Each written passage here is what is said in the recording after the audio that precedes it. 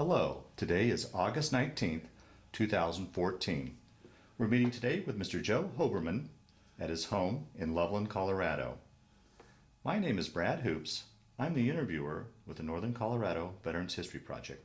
Welcome, Joe, and thanks for sitting down today to tell your story. Thank you. It's quite an honor to be considered for such an honorable trip, a memorial, memorable type of recognition for the war. Well, you definitely deserve it.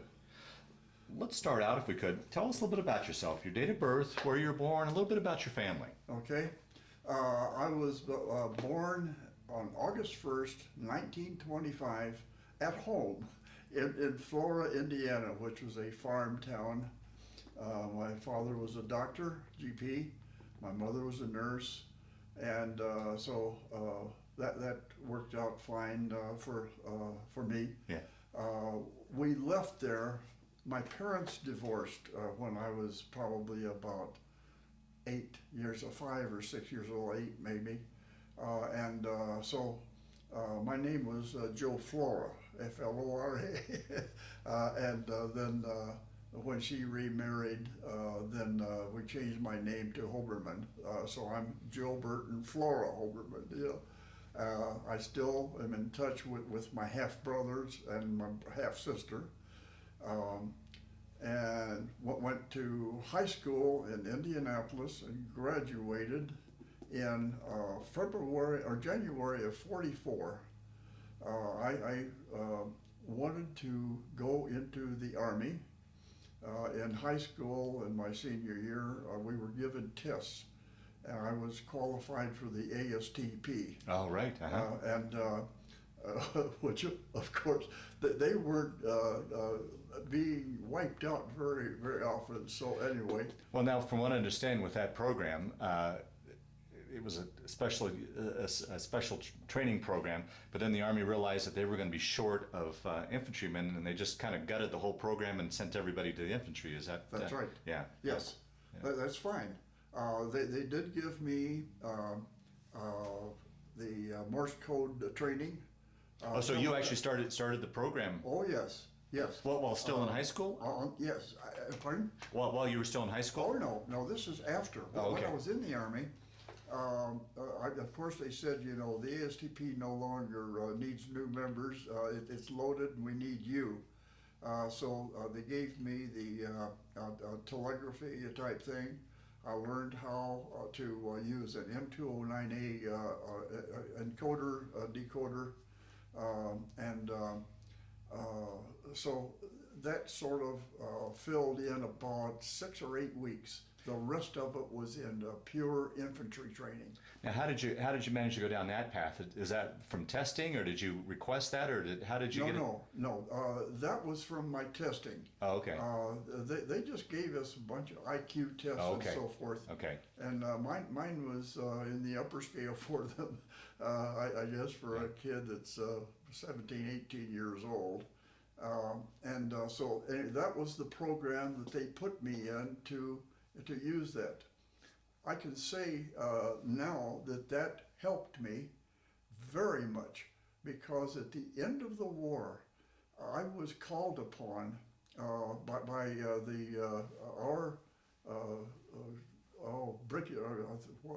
regimental commander, the colonel, to come with him, because they were meeting the German field marshal, and wanted to know that if there was anything that we needed to send that we didn't want to be known, then they had an M209A converter, and I was to use that and then send that, let's say, to London or wherever General Eisenhower was. Wow. And I can still remember, because the day after I got my tail chewed by my CO. That I was standing at attention, never asked to be at ease, and he says, you are charged with a gross misdemeanor that might be a summary court-martial of a very, very short thing. I says, what on earth did I do? And he said, you did not salute the German field marshal. And I says, absolutely not, sir. And he said, all right, at ease. And then he came out and he shook hands and he says, that's all, soldier. So anyway, the Army spent their training well. Yeah. Let me back up. Do you remember where you were and what you were thinking when you heard about Pearl Harbor? Yes, I was in the movie. It was a Sunday afternoon. And I was in high school. And guys, it just went out. It wasn't like a fire drill, but it was the slowest walk that you have ever seen, that people were just mortified, dumbstruck. How could this be? And the word spread like wildfire. Yes. Wow. Wow. And what were your thoughts? I mean, you were still too young to join. I mean, did you think, oh boy, I'm going to be pulled into this thing, or what was the... I was 16 then. Yeah, yeah. And so, yes, that was quite early. But no, I still thought about it because I had gotten a job with Kroger Grocery at my age, and I was replacing a couple of people that were put on the goodbye dear, I'll be back in a year type thing. Oh, right, in yeah. 41. Yeah, the pre-war draft. And yes, so I was fairly well prepped for it. I lost a couple of friends that I knew that were older than I was, and they went down with their ship and so forth and so on. So I knew this was for me. Wow, wow. So then, did you enlist while still in high school, and just had a delayed, or what? How did talk about how you got into the Army? I guess. No. They had my name pulled up when I turned 18, but I hadn't graduated yet. We had moved to Texas, and they have a different program. I couldn't pass their Texas history test, and so I was put a grade back. Oh boy! So I was 18 in the August of 43, and so anyway, I was on the list, but I was sort of deferred action of some kind. And so I went to summer school. I took an extra class. I went to the YMCA for 1/2 credit so that I could graduate in January. And in February, I went into the Army. Okay. As a selective service. Okay. Yes. Okay. Yeah. And how was that then? That transition for you, going from civilian life into military life, was that much of a transition for you? At that age, it was quite a transition. Yes. I learned a lot about you don't say, "Hey, Sarge." And I spent a lot of time. The cook of the Army is a very important person, like a quartermaster, and we got to know each other fairly well in basic training. So, but I learned quickly. That was Sergeant Clemens, and I still remember him. A wonderful person, taught us one heck of a lot. Yeah. Where did you take your basic training? In Fort McClellan in Anniston, Alabama. Oh, okay. It's south of Birmingham. I don't know exactly where. Yeah. And then take your story then from basic training. Where'd you go from there? From there, I went home for a short leave, and then out to the East Coast. Now, I forget where we embarked, but we were on the Queen Elizabeth. We had 15,000 troops on that thing. We didn't need a convoy like most of them did, but we did a Z pattern and went up north of Ireland and came down and then disembarked at Liverpool. How was that? Here we got this landlocked Midwest boy going to sea. How was that for you? Did you get your sea legs, or how was the trip? I loved it. Really? Yeah. I loved it, yes. I put on my steel helmet and had to strap it under the chin to keep it on. I went up to the bridge, and that was dipping water when we got up into the North Sea. And that sheet of the water coming in with a wild wind was so embracing. I had the long tables in the mess hall pretty much to myself and some other sturdy people, because there was a great seasickness. Yeah, right. But Didn't you never bo- got seasick. Didn't bother me. Is that a right? bit, Yeah. No. Huh. So I enjoyed it. I didn't much like the English cooking. They just don't do it our way. But I survived. And how were conditions on the ship as far as sleeping? Talk a little bit about, I mean, 15,000 men on a ship. It had to be crowded, I would. Yes, we had the multi-tiered cots, maybe 5 or 6 high, as I recall. And I took one of the top ones because I didn't want any of the seasickness Yeah, right. to wake me up. Then after that, we went to Chalkit Park, England, which is in the southern part. And just about all we did then was hike and do some last minute type of training. Now, at this point, were you in a unit or were you still going over as a replacement? No, I was in what they would call now a ripple-dipple. Okay. So we just stayed there until they needed somebody, and then we hopped a ship, English one, Langeby Castle, and talking with the captain, he was so gracious in talking about how much they appreciated our help. Oh, wow. Our help. Yeah. to the British, and so forth. And we then disembarked there. Now, roughly what time period are we talking now? This would be August. So D-Day has already happened? And, Yes. Okay. Yes. Okay. And we went on Omaha Beach, and believe me, that was a rigorous climb up to the top of that to get to there. So, you know, I can see when I see, you know, the Longest Day film, Yeah.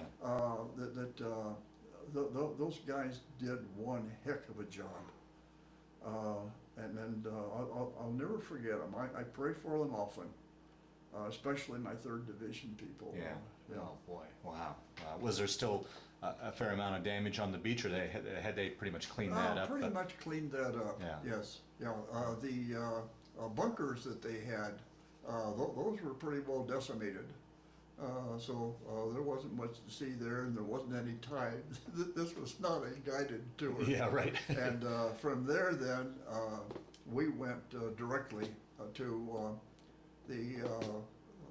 it's a little area there. I guess that was the real ripple-dipple there. And during that time, we were issued an M1 and went to 1,000-inch range to zero them in. Of course, takes an hour or more to clean the cosmoline off of the things. So anyway, and then all of a sudden, it's you're assigned to Company I, 15th Infantry of the 3rd Division. And so that's where I was, 2nd Platoon. So it was quite an experience. Wow. The nice thing to remember is that the new recruits are the ones that carry in the food rations and the ammo. Because as I found out later, we're issued 2 bandoliers every day. You just crisscross them across your chest and so forth, and that's it. You know what I mean, those. Please, for those that'll watch us, explain. I forget how many there are, 8 or 9 or 10 clips, and they're in a little cloth sack. So all you had to do just reach in, pull that top off, and then you had a clip to use. It's not on the belts like so many of them I used to do, and the belts won't hold all we needed. We had gave us an awful lot of firepower. So anyway, then I went to that. That was a very gruesome time, because the next morning we took off through a woods. The Germans, knowing that we were there, shelled the tall trees. Oh boy, yeah. And it took out our CO, all the lieutenants, the first sergeant, the whole works. And we had the rest of us. We were in a ravine where we finally made it, And I would then, with another GI, were told, go back and pick up all of the information, satchels and so forth from the officers. Oh boy, so you had to come across all that?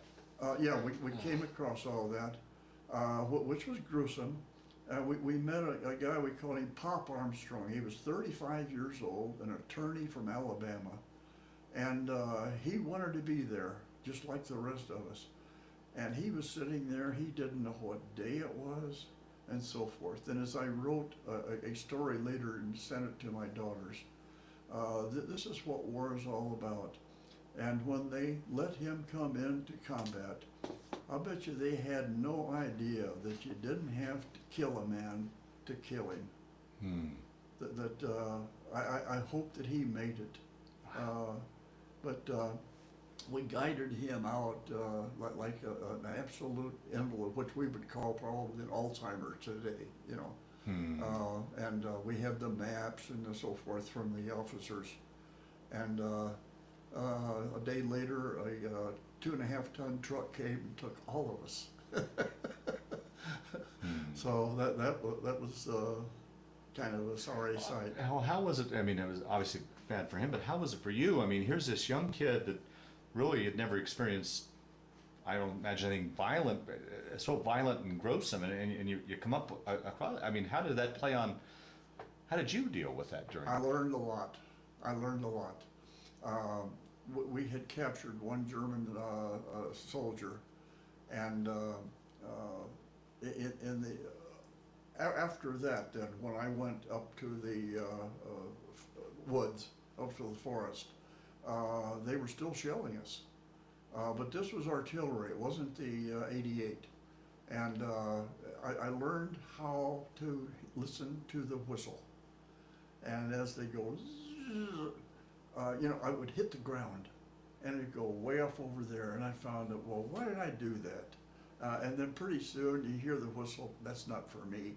And you go on and on. Oh, man. And then all of a sudden, though, you hear one and you hit the ground and a whole bunch of dirt and so forth comes on you. So you knew you did the right thing. So I learned a lot. Also learned, too, that war is a very cruel thing because this German soldier was very, very obstreperous. And so all of a sudden he says, ich, so forth and so on. I forget, I didn't know German then. And he started to run off. And my buddy, Hetherington, took his M1 and went bang, bang, like that, and killed him. Which, that's it. We'd taken him prisoner. He would have been good, had good meals and so forth. But he was a very stubborn person, and with a German background, I have the same stubbornness. My parents, my fraternal side came from Alsace. Yeah, so anyway, that's about it. How was, you're talking to someone that's never been remotely close to war or battle. What's it like as you're walking in, knowing you're going into harm's way? What goes through a person's mind? Do you remember what you were thinking? It's like, I'm going into war. I'll tell you one thing, that this used to be a kind of a bad phrase to say that I was half scared to death. And I believe in the modern version of that being scared, that's one of the best defenses that you can have. You're very alert. They soon found out that I had extremely good eyesight, a good sense of smell, and great ears. So I was either the first or the second scout. Oh boy. So you do, your eyes go whooping around left and right and so forth. Fortunately, we didn't have to watch for aircraft. We'd been trained on that, but we weren't strafed or anything. Anyway, it was arduous. Yes, very much so. And what's it like? I'm trying to imagine what it's like to be caught in these tree bursts and the artillery shelling. I really flaked out once because I was second scout. And we were coming out of a woods at Nuremberg, and the anti-aircraft position that they had there, they have 88s, and as you know, it has a 360 range and 180 degree to go for aircraft. And the first scout, when we heard the first shell come in, we hit the ground. The second one hit the tree right above us, and it took his leg off right above the knee. Oh. And so anyway, we withdrew rather quickly because if you go out into the field, then of course you're pigeons. Yeah. And if you stay where you are, you're going to get that the aerial flak. And so anyway, we withdrew, and that was a very worrisome thing. Oh, Very worrisome. wow. Wow. Well, take your story now. You come up off the beach and right into battle. Take your story from there. Where'd you guys go next? I started the campaign in Épinal, France, Okay. and then we went north, and but we were still in France, of course. We hadn't crossed the Rhine yet, and we let's see, went to Ben Weir. That's where I finally, in December, just lost it. We'd been through France. It took us a long time. This was in December, and this was part of the bulge. And we had a heck of a time getting out of the outside. We were right behind a bombed out building. They gave us shield. But the road to a house where we could be, we wanted shelter in there. The 36th Division, we were a threesome, 36th, 45th, and 3rd. The 36th had lost a tank, lost the tracks, but they didn't lose the turret. And they were right down that street. And so the artillery called out, and they had one what we call the short, long, and fire for effect. And the second one, or the first one, I guess, was the short, and it came in, and it was a smoke bomb, of course. So when that came, it obscured everybody's vision except ours. And boy, the sergeant says, "Go!" And we went across and into that house, and then we dug in. And we're okay there for a while, and but when you hear that thing coming in, by then I had a good memory on where the shell's going to land, and it went right in front of a little garden wall. It was probably about 2 or 3 feet high, and I figured we were going to eat bricks real quick. Wow. And so we didn't. So we got out of there, and then. I can't remember too much about that. And in Europe, they have, their weather just really doesn't allow much of air support, on the ground thing. But a fighter came in, and the Germans were coming to that house.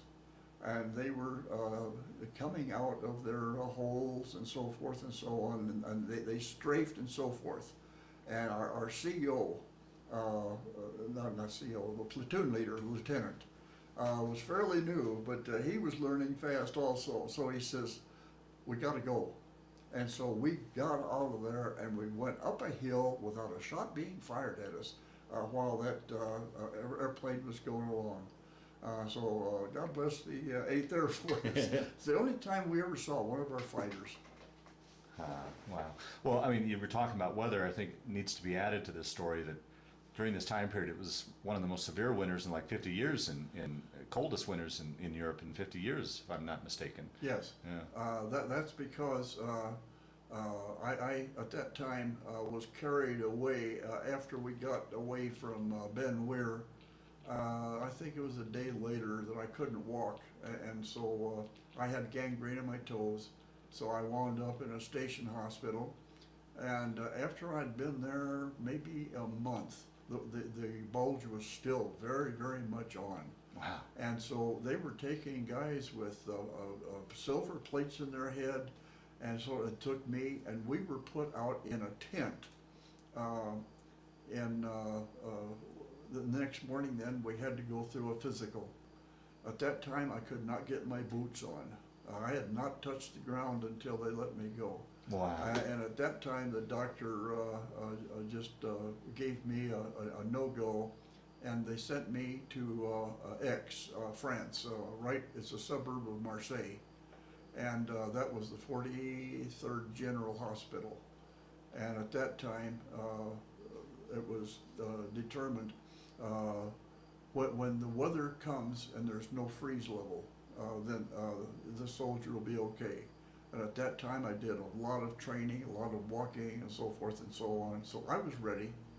I wasn't eager to get back. Yeah, right. Yeah. But I know how I feel about a free ride. So anyway, I went back in, and I got in it was towards the end of March. And at that time, the Army was in Germany. And so we went along there. Yeah, and I think you'd mentioned off camera, the reason for your bad feet is you weren't properly equipped clothing wise and for the winter. Is that correct? Can you talk a little bit about that? Yes, yeah, except that I don't want to wear a greatcoat. All I did, I have long underwear, and you know, the wool thing, and my jacket. But I didn't have the Arctic boots; they had run out. So all I had were my leather boots. So that's how you get the freeze. Wow. Wow. You know, one thing that amazes me about when I hear the stories and what you're talking about and going through is, I look at your situation. You're out in the elements, out in the cold elements. You're not eating properly. Hygiene isn't proper. You're not getting enough sleep. To me, any one of those things could knock a man down. But on top of that, you've also got the stress of war on top of that. How do you think you made it through that period of time? I mean, both physically and mentally. I mean, I can't fathom all those things playing against you. How you get through that? I wish I could answer that. I can't. I lost my very good friend the second day when we were out. When we were coming out of some woods and just kind of in the open, because you have to go there sometime. You can't stay in the woods all day. And we encountered a flak wagon. That's one of these mobile things that does anti-aircraft. And I think it was a 20 millimeter where they have the multiple guns and just bang, bang, bang, bang, and so forth. Well, Ernie caught it right in the chest with a whole blast of it until the operator of the flak wagon was done away with. And then we just moved on. But I'll tell you, I cried that night. Oh boy. And that's not very manly. I was brought up that men don't cry. You know? Right. But Ernie and I were very good friends. I lost a lot more, but none that were so close. We just got together as each other's protector, not so much as a friend. Mm-hmm. You know, watch my back. You know, right. type thing. Right. So that was good. Oh boy. Wow. So anyway, that's what war's all about, I guess. Yeah. So when you, after your hospital stay and you met up with your unit again, you said this was March. I know we had the Germans on the run, but at the same time we were on their soil. Was there still quite a bit of fighting, and or were things starting to ease up a bit at this point? After Nuremberg, it eased up. We went all the way down south, pretty much without too much problem. I think it was about this time that General Eisenhower issued the word that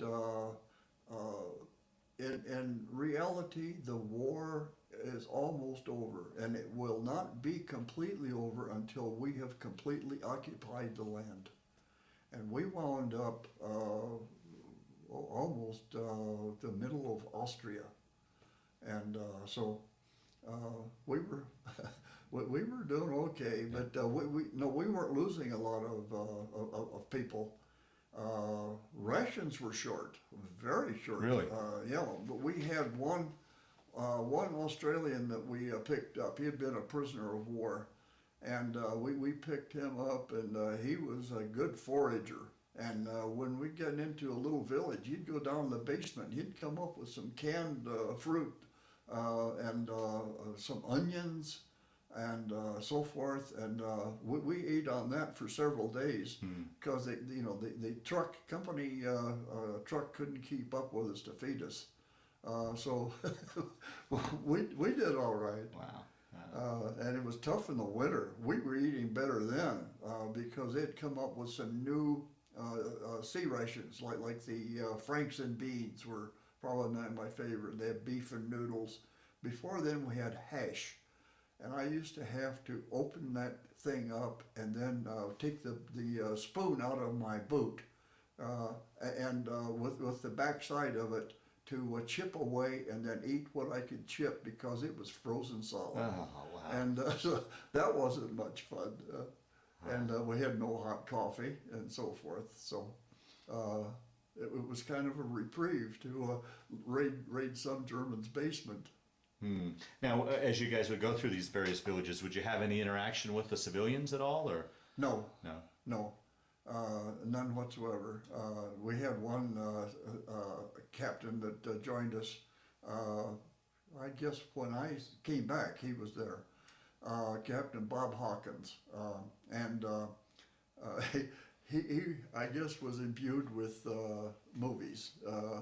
But when we were going into a town, we would come out of the woods on full charge, run in there, just kind of like the Indians, and most times we met no resistance. One time in Austria, we went into an old, very lovely home. At the entrance in the foyer of the thing, there was a giant clock, grandfather clock. I'll never forget the words that I'll translate. I knew what it was then. It says, "One of these hours will be your last. Einer dieser Stunden werden dein letzten sein." And I never forgot that. So as we searched the house, because you don't pass a house without searching it. And so I was the one upstairs, and I opened up the bathroom door, and here is an SS colonel in the bathtub. In the bathtub. Well, he was a smart man, because if he'd been on foot and so forth and used any resistance, he probably wouldn't have made it through the day. Yeah. This way, he was a nice, high-priced prisoner of war. Wow. And but I got a nice thing. I had his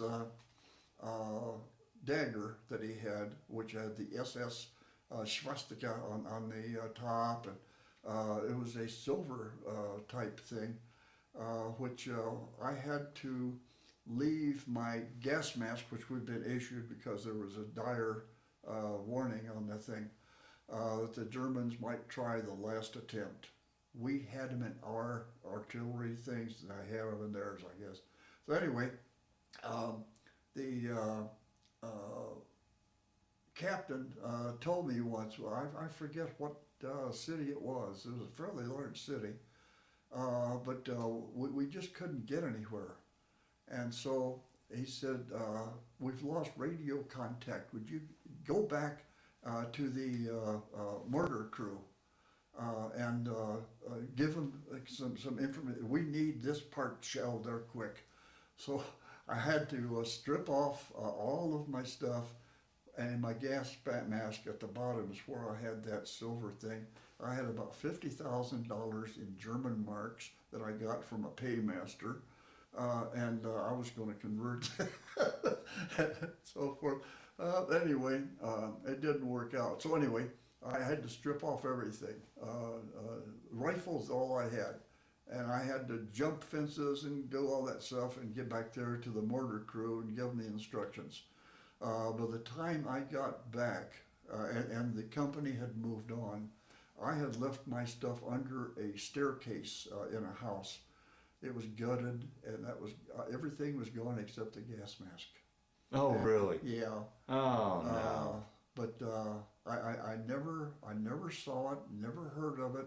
So whoever got it just gave it up to the grave registration office, the GROs, that come by and tag every GI that's killed. Wow.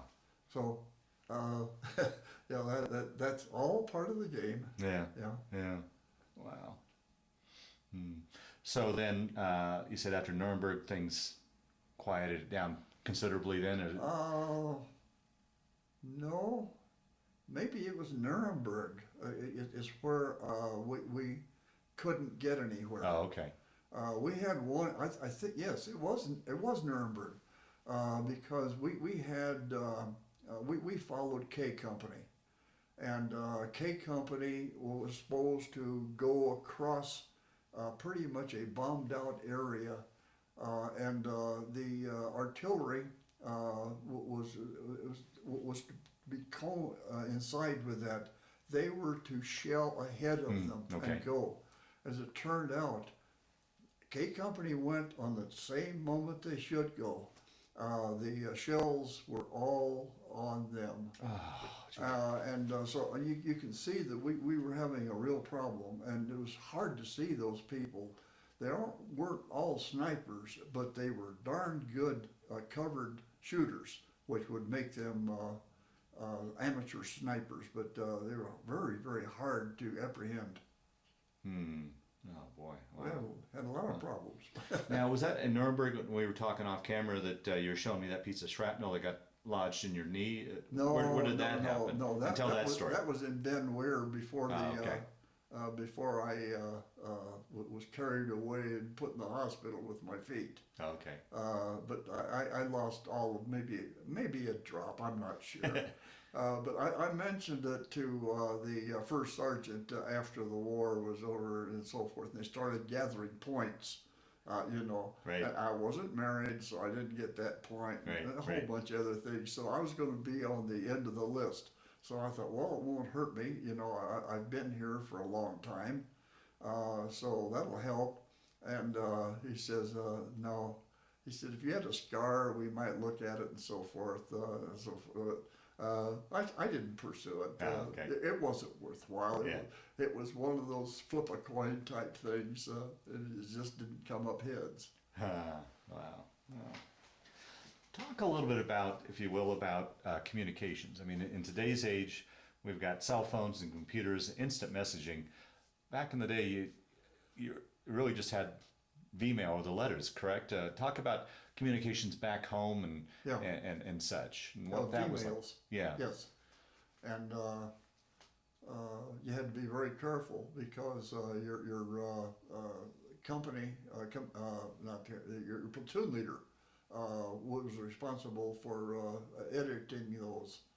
And I can still remember my mother showed me a whole bunch here where they had whole bunches that were razor bladed out, and so forth. I had just probably gotten a little careless with just a little mention of something that was not supposed to happen. So. And with you guys constantly on the move and in battle situations, was mail keeping up with you? Or were you able to? I have no recollection. I don't really know. I just, it must have, because it just didn't bother me. And how about just in general, just general news? I mean, you guys are kind of isolated. I mean, how would you get your news about baseball scores back home, or what was going on, or just how the war was moving? I mean, how would you get just information and news? Whenever we had a moment off sometime, we didn't spend 100% on the line. That when we have the Stars and Stripes, that and Bill Malden and what was the other? Ernie Pyle. Those were kind of our source of everything good. We loved Bill Malden. He was great. And so we just sort of, that was it. One of the things that I remember that this would be in April of 45, was when President Roosevelt died. And we were just ready to launch something, and we were right by a tanker because we had to precede a tank. They would not go into battle. The Germans with the Panzerfaust hit one of them on the side, and we were behind. They were the leaders, you know. There's no way. No, you guys are going to clear out all the duff before we get there. And all of a sudden, the tanker came up out of his turret, and he says, "President Roosevelt just died." Well, they have radio. Yeah. Yeah. Yeah. And there's another form of communication that hard to forget, but it didn't happen, but very infrequently. That must have been a kick in the gut when you guys heard that news. Yes, it was. Yeah, it's kind of like losing a bunch of leaders, like when we lost our lieutenants and the captain and so forth. What happens now? Yeah. There was an uncertainty that really didn't bode well with us. Wow. So April now, we're right at the tail end of the war. Talk about those final few days and VE Day and just that period of time. What happened with you during this time? Not much. We just had to move. That's when we were short on rations, is because we were moving as fast as we could. A lot of times we would ride on tanks. There'd be a whole bunch of us. You just grab a hold of a piece of canvas and hang on as well as you can, and we would go. And so we almost got upset once because we did that at night, and in this village, the Germans paint their trees. They whitewash them. And when you see the silhouette of a tank or soldiers going by, they all of a sudden opened up with their 88s and they got the lead tank. Oh. So we got off. We were on the lead tank. There again, God was on my side, I guess. I don't know. I have no idea how I ever scraped through this thing. Wow. Then that was it. We wound up in Schladming, Australia. It's a ski resort. Because that was 1.5 kilometers from the German outpost. That 1.5 lines, they owned that a kilometer and a half between us and them. You don't go out there. They wanted that so that they didn't have to fight somebody when they came across the Russian line. But if you get on that line, you're in trouble right away. It was a dilly. We did have contact with them once in a while in their outpost. Anyway, it wasn't always that way with everybody. We must have had a group that were fairly sane and protective of their own selves as well as us. Because we were both very well armed. Now, did you ever link up with the Russians at all? Did you have any? That was it. Oh, that was it. Oh, okay. That was it. Oh, okay. After the war. Oh, okay. Yeah, this was. Oh, so that space of ground was separated you and the Russians. Yeah. Oh, okay. I'm sorry. They called the separation. That was theirs. Okay. Yeah. And so we just stayed in an Austrian house, learned how to do venison. Because the Germans would do that for us, and we'd give them our K rations, which were large boxes of good food, usually with a loaf of bread and a pound of butter. So we liked that. But we learned how to do it, and they had a lot of potatoes. So we would have venison and potatoes. In fact, I can still remember, I had some in the glove compartment of the Jeep. So if you wanted a snack or you just got on a long trip, you could do it. Wow. And I took a long trip shortly after that, and we were billeted in Germany at that time. So I remembered where it was, and I asked my platoon leader, I want to go see an old friend of mine, and he's way up north in the Third Army. And he says, yeah, go ahead. So I went up, and I didn't have an old friend up there, but I had, we took a machine gun position once, and that's 1,200 rounds per minute. I tell you, it's like running your fingers down your comb. And so I had taken that, and the Germans were very good in protective stuff. They had a lot of oilcloth and so forth. So I wrapped it up and put it in the ditch and then scraped a whole bunch of stuff on it. So I went back up and I says, now it's mine. And I came back and I put it in my bunk. We were in straw mattresses at that time. And they had a shakedown one time. Oh, no. And I had another opportunity with a new captain to talk about, no, that was the same captain, talk about court-martial offense. That's an automatic weapon. What'd you do? What were you going to do with that? I was going to send it home, as a souvenir. Uh-huh. No, you weren't. You don't know what the law is, but no automatic weapons are allowed in the United States. And particularly this. We sent home Lugers and other rifles, but not that. So anyway, it was that was one of my fun times,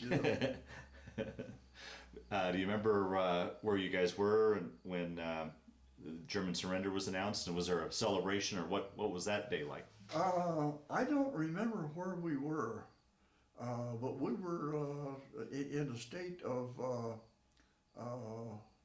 what you say the VE Day, Or just when you first heard announced that Germany had surrendered and now the war is over. Well, I knew pretty much that right after I'd spent my time with the regimental commander.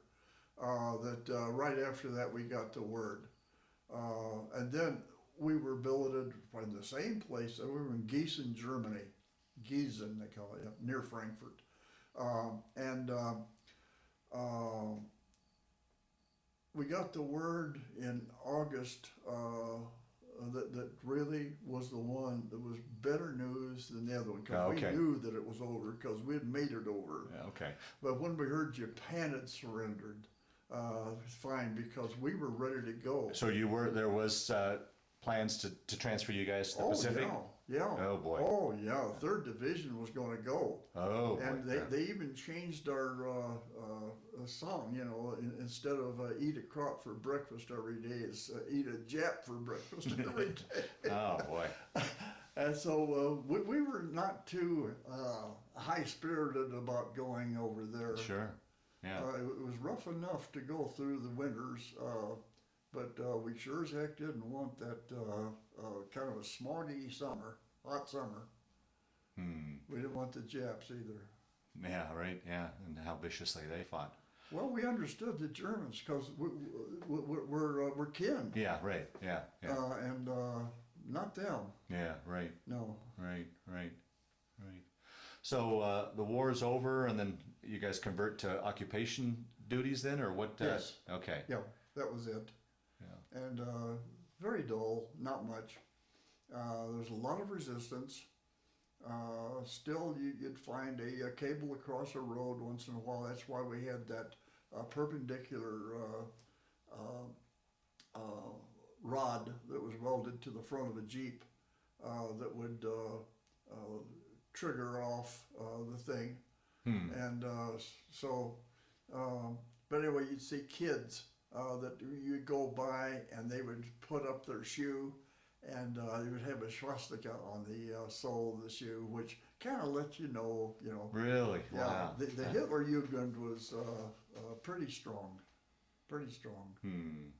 Didn't take long for that to die out, but it was there. And then how long then were you in Europe on I that got duty home for? in May of 46. Really, they're that long, huh? Yeah. Another Well, year. single, Yeah, only just only couldn't build up had, enough points.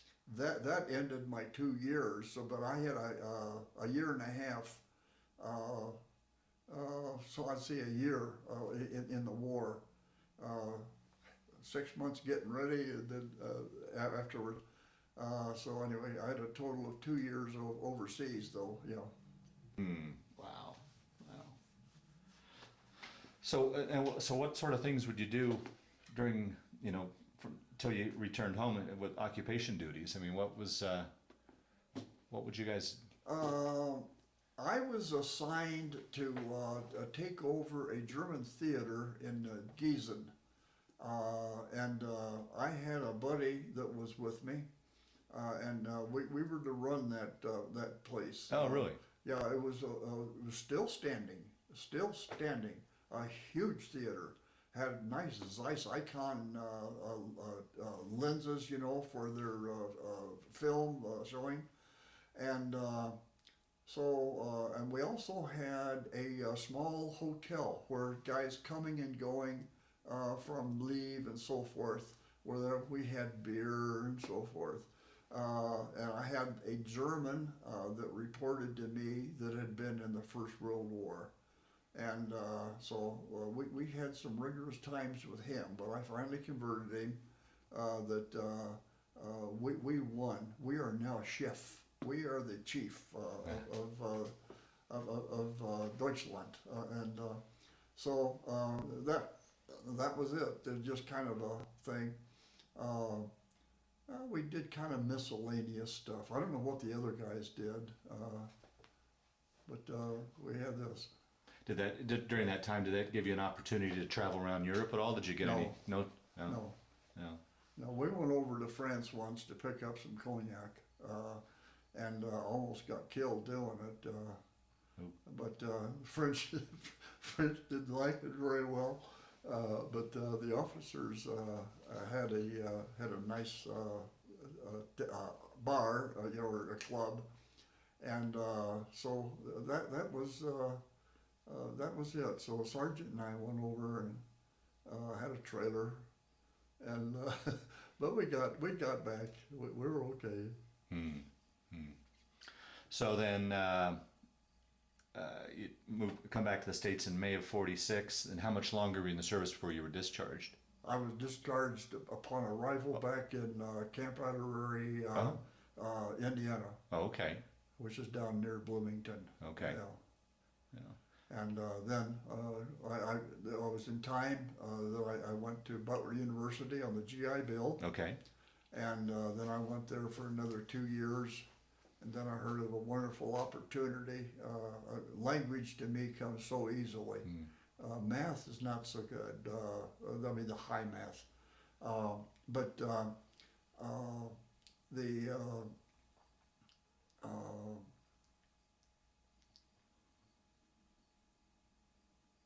opportunity was to go to Brazil. Oh, really? So I went to there's a place down just west of Glendale, Arizona, just west of Phoenix. It now is called the American Graduate School of International Management, but you didn't have to be have a degree to get it at that time, which I didn't have yet. So I went down and I took the Portuguese route. And like I say, I'm good at language. In 3 months, I stood up and gave an oral report on a 90-page book in Portuguese. Really? Yes. We have a lady here that's a nurse that lived in north Brazil for a number of years till her husband died. Then she moved here with some kids. And we still speak Portuguese back together now and then. Wow. And so I like it. I learned German from a German professor. I would go into town, I'd take him some coffee, some real coffee, and we would talk. I took him some tobacco. They hadn't had either of those for so long. And then we had a deal.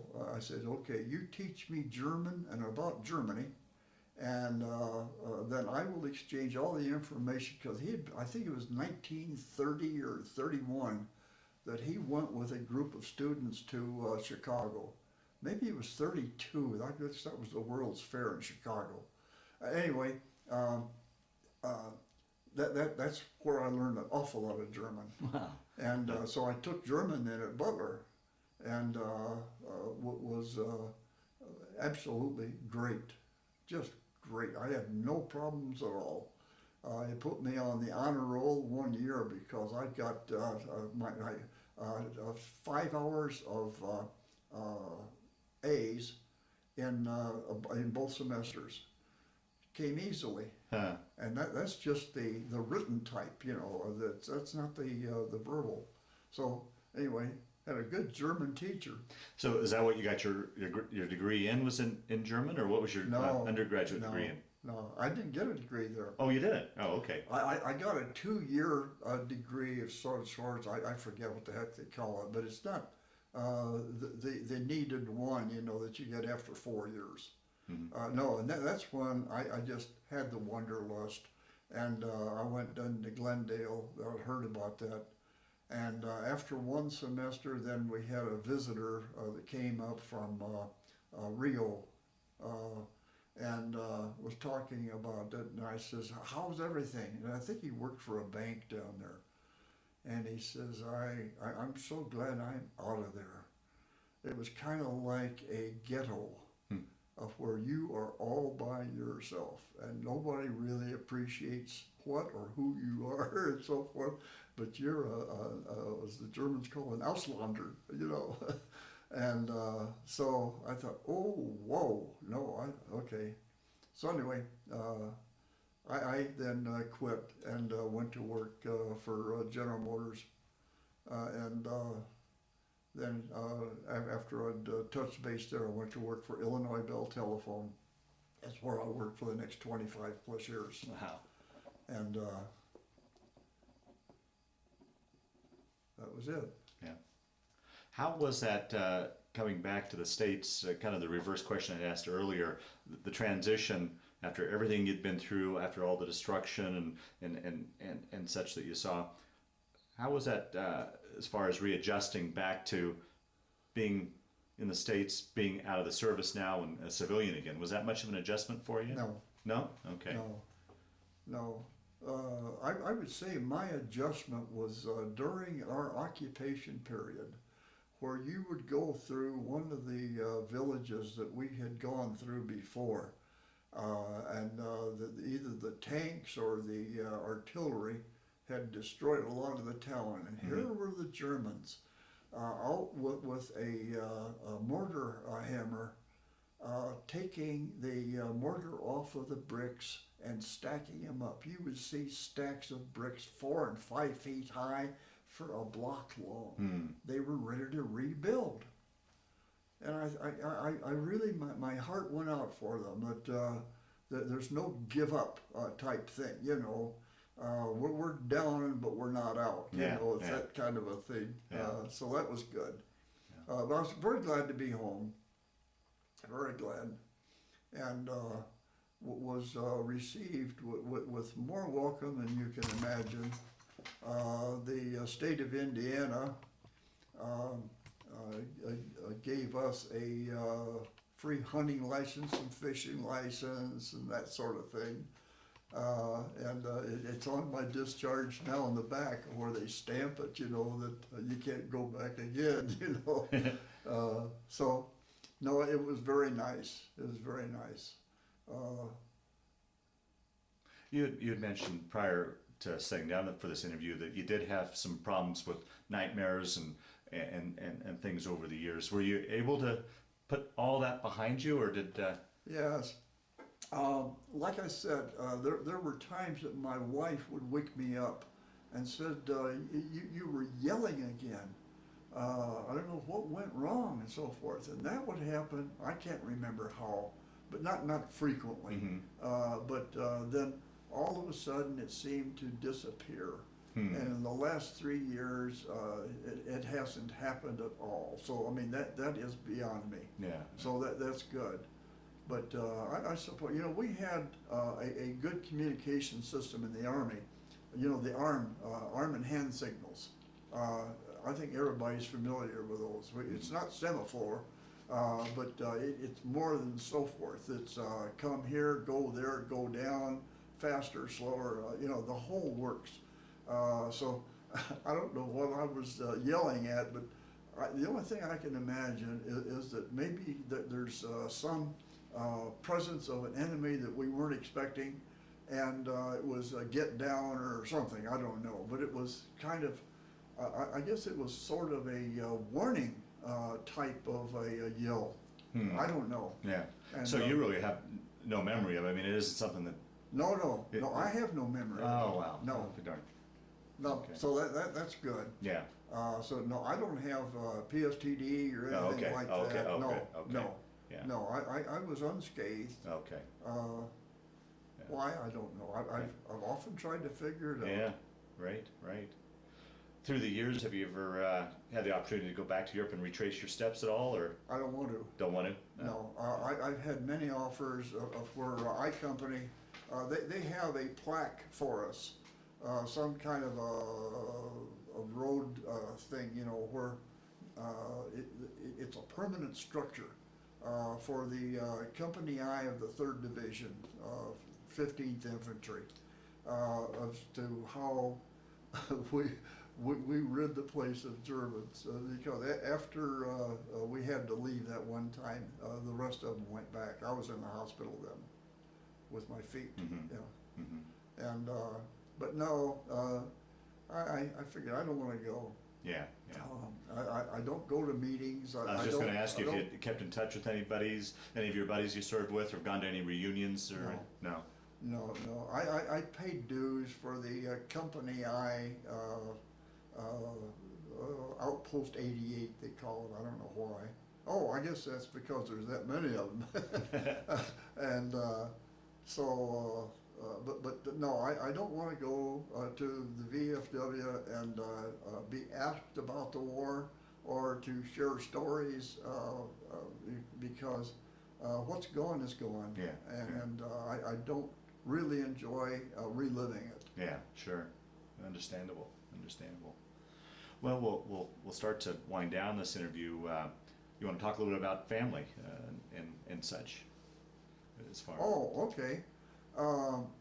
After I got out and got through my college, my colleges and so forth and so on, and then I worked for a while with Illinois Bill.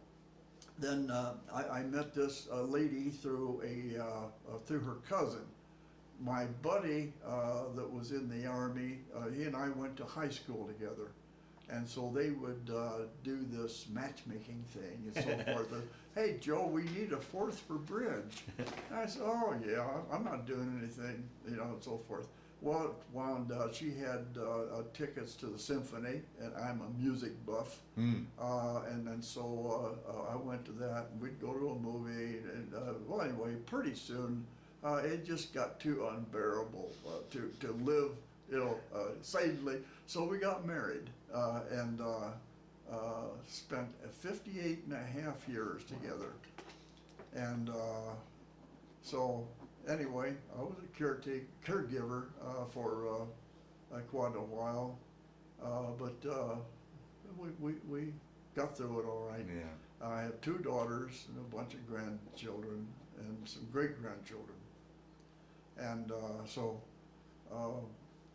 that's about it. Yeah, okay. I got so lonesome, and I met this other lady that was almost my age, and so that's why we're in this house. I sold my condo to move down here because I got tired of traveling back and forth from Fort Collins down here to Loveland.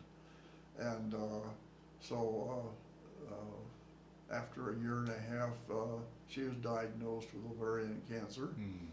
And then after many operations and a whole bunch of chemos, she passed away. It took her a year and a half. So now here I am, and back to my reading. Oh, boy.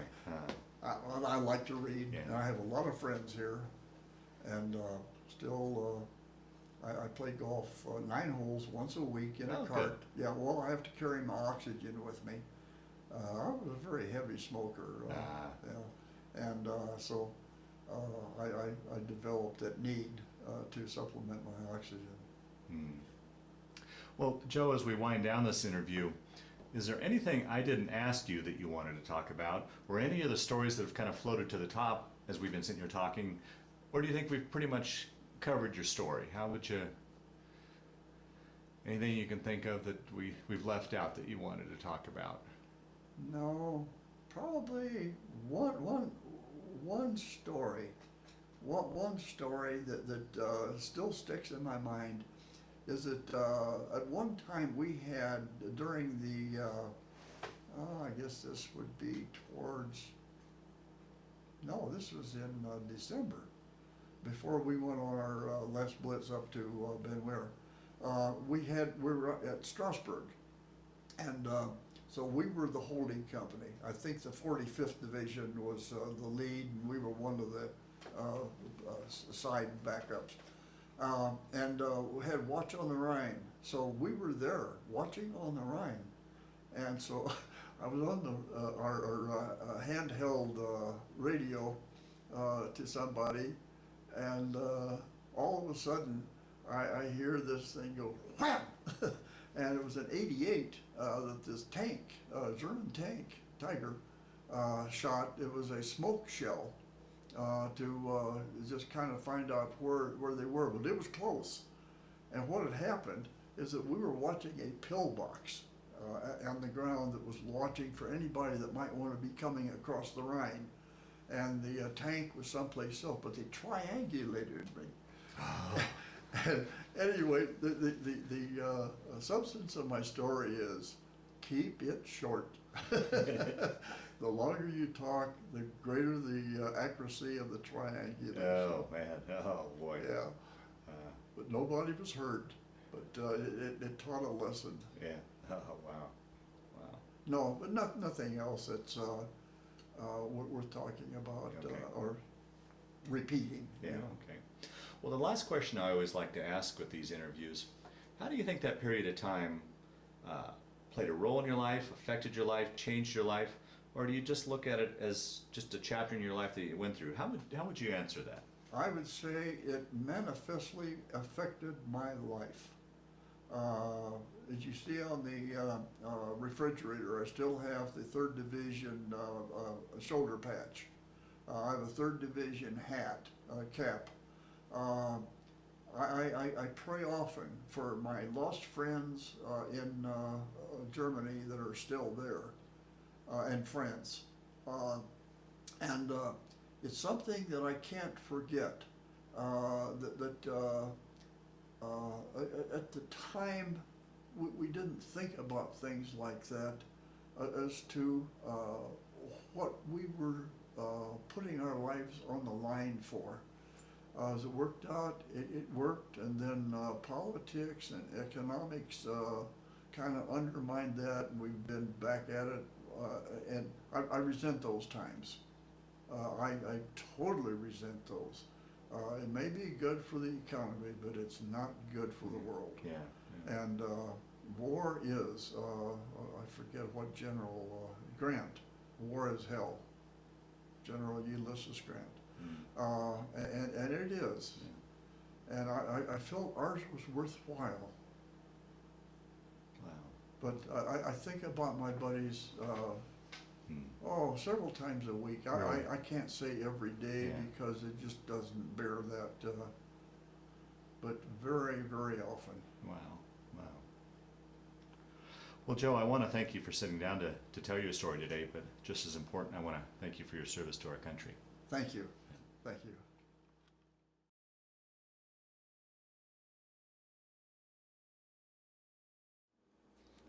I can't remember when this was. Of course, it was after the war, but I believe this was shortly after the presentations we had of our combat infantry badges.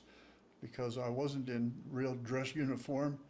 Didn't have the insignia showing where we had been or anything, so Okay. that was it.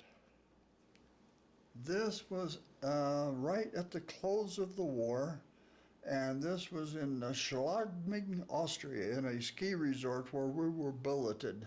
As you can see, I was wearing a sidearm 45, got out of the combat role. I don't know why they assigned me with that, but whatever duty they assigned me, that was the table of equipment that fit. Okay. Can't remember when or where this was, but somehow or another somebody had a camera. Must have been towards the closing days of the war. And this was just a one of those anti-flak guns that gave us a heck of a lot of torture. This was in Sachsenhausen, Germany, after the war, of course. And my two buddies that I had, Caulfield and Love, and these were sort of the little memos that we took so that we could send them home and let them know that we were just having the time of our life. Okay, Joe, tell us a little bit about this frame you've got here and what's all involved. After the war, long after the war, when I was retired, I got to be a buddy with a past member of the 8th Air Corps, and he borrowed my infantry book by Malden, up front by Bill Malden, and he was very good at copying things. So he copied this, and then I framed it. But this is sort of my visible memory of World War II and what it was all about. And I like the inscription on this thing where it says, forever amen, hit the dirt, which was a common saying during the war. And talk a little bit about some of the other items you've got on your frame here. Yes, well, one of them is a picture that was taken probably after the war of me just sitting there. I still have all my steel helmets, so the war was still on or very, very close to being off. I have the combat infantry badge, which requires 48 continuous hours in the line of fire. And this one I took out of my knee with just kind of a scratch. And the other one is my division patch, and the emblem on the top of it is the 15th Infantry badge. Mm-hmm. And then on top is where I have my dog tag and my can opener. And I opened up many sea ration cans with that. And the other one is just a note that was very touching to me, that a buddy sent. He was writing the Company I newsletter out east, someplace, Maryland, I believe. And Whitney sent me a little note thanking me for sending him some information on me. Very good. All righty, Joe, talk a little bit about this display now. Well, this is what I took off of my uniform when I hung it up.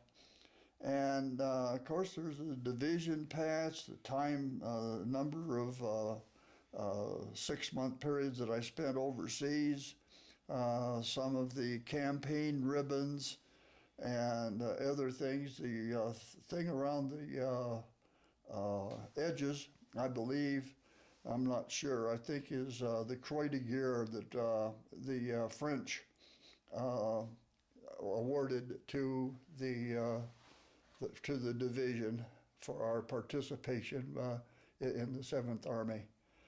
And there's a couple probably missing that I have on the board, which would be the infantry badge, mm-hmm. and the crossed rifles insignia that we wore on our lapels and on the regimental insignia. Now, it looks like you guys got a presidential citation. Yeah, I suppose. I don't know. Yeah. I don't remember. That's been too, it's just been a little bit long, too Yeah, long to remember all Fair that. enough. Yeah. Very nice. So ours, that regimental pin, we were called the Can-Do Regiment, and which they picked up years before in the 30s, early 30s in the China, and they became then the Can-Do. So it's very good for the memory now and then to just look at this and remember that there were a lot of people that didn't have the privilege of bringing this home. Right. And so our prayers are still with them. Right. Very good.